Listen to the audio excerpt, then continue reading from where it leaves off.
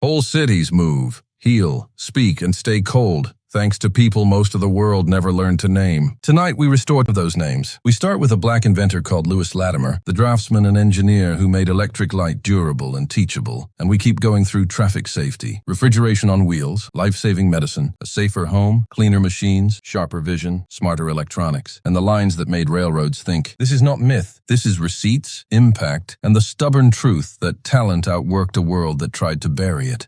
Coming up at number 1, Lewis Latimer.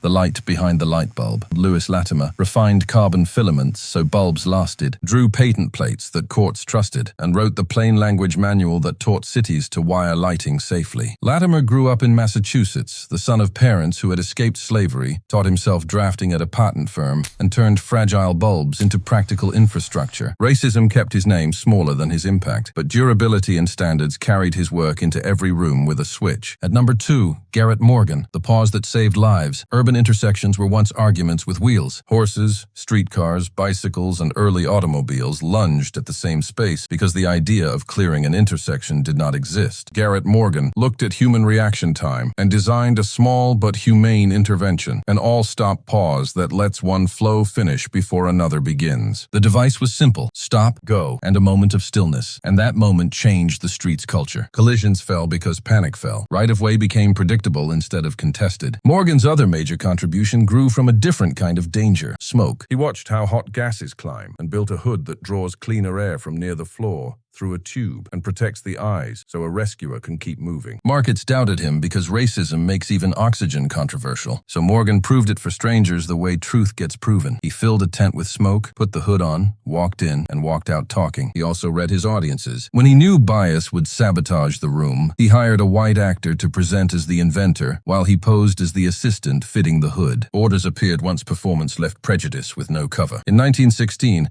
after an explosion in a Cleveland waterworks tunnel, Morgan wore the hood and went himself. He helped pull men out of a space air had abandoned. Reporters bent the story away from him. The families did not. The pause and the hood sound like different inventions, but both respect the limits of bodies under stress. Morgan's work is a reminder that design can be mercy, timing that buys you a breath, a channel that gives you one. Coming up at number 3, Elijah McCoy. Oil without stops. Elijah McCoy learned machines deeply enough to set them free from downtime. Born in 1844 to parents who had escaped slavery via Canada, McCoy showed mechanical aptitude early. As a young man, he traveled to Scotland to study mechanical engineering, serious training at a time when few would open such doors to him at home. When he returned to the United States, companies refused to hire him as an engineer because he was black. He took work as a railway fireman and oiler, labor that kept him near the engines he understood. From that close-up view, he saw the waste. Trains had to stop so crews could manually oil bearings and moving parts. McCoy designed an automatic lubricator that fed oil while the engine ran. He refined reservoirs, sight-feed cups, and valves, so the mechanism delivered a steady drip under vibration and heat. Unable to step straight into the roles his skills deserved, he licensed designs and later founded his own firm to make them. Engines ran smoother. Factories, ships, and locomotives wasted less time. The phrase, "the real McCoy," entered folklore as a compliment to quality. The work was never a parable. It was a precise answer to a precise problem, built by a trained engineer who had been told to settle for less.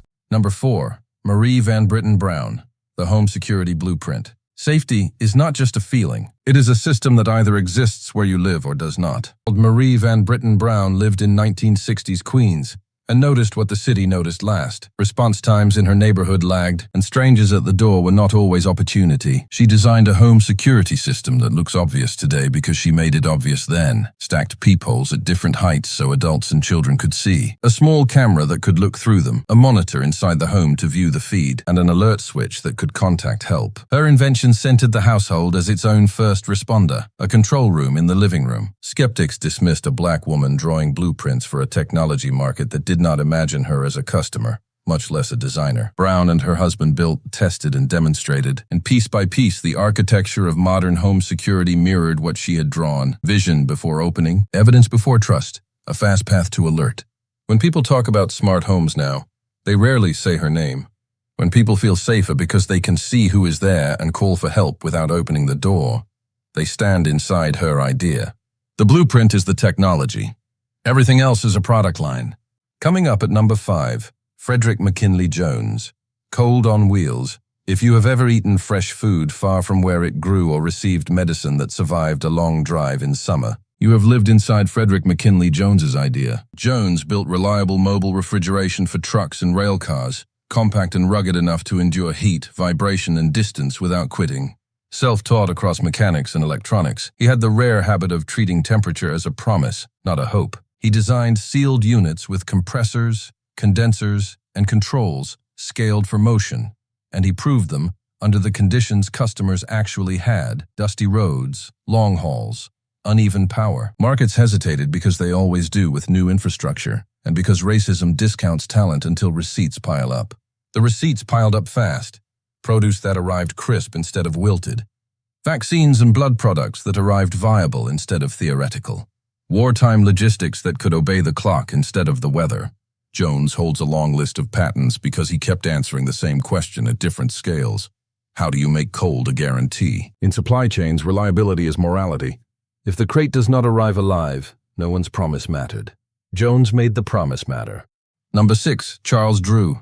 Blood logistics and life medicine had blood. It did not have blood logistics until a black physician researcher called Charles Drew built them. Drew refined methods for collecting, processing, and storing plasma, more stable than whole blood, and then systematized the movement of that plasma from donor to patient at scale. He organized donor recruitment, standardized containers, managed temperature and time, and designed labeling and routing so a hospital could count on a shipment the way a city counts on water. During World War II and beyond, those protocols changed who lived through surgery and trauma. Racism answered with policy instead of evidence, segregating blood and suggesting inane differences where none existed. Drew refused pseudoscience with the same clarity he used on process maps. He resigned rather than decorate nonsense with his name. The procedures he left behind endured because they were correct. And today's emergency medicine quietly works inside the order he created. It is tempting to call this heroism. Drew might have called it logistics. He knew that life-saving is not an adjective you tape to a device. It is a network of correct steps executed on time by people who know why. Coming up at number 7, Patricia Bath. Laser phaco and the right to see sight should not be a luxury item. Patricia Bath treated vision as a public good and built technology to match that ethic. She pioneered laser phaco, using laser energy to break and remove cataracts with precision and less trauma. And she championed community ophthalmology, bringing screening and treatment to neighborhoods medicine overlooked. Doors closed around her, lab slots that vanished, leadership tracks curved away, but she answered with patents, publications, and patients who could see again. Bath's work sits at the intersection of what and where. The what is the laser handpiece and the procedural steps. The where is the clinic that shows up where people live. She argued that blindness disproportionately hits communities that systems neglect. If you fix the neglect, the numbers change. Her story is not simply a record of a device. It is policy and practice, delivered one eye at a time.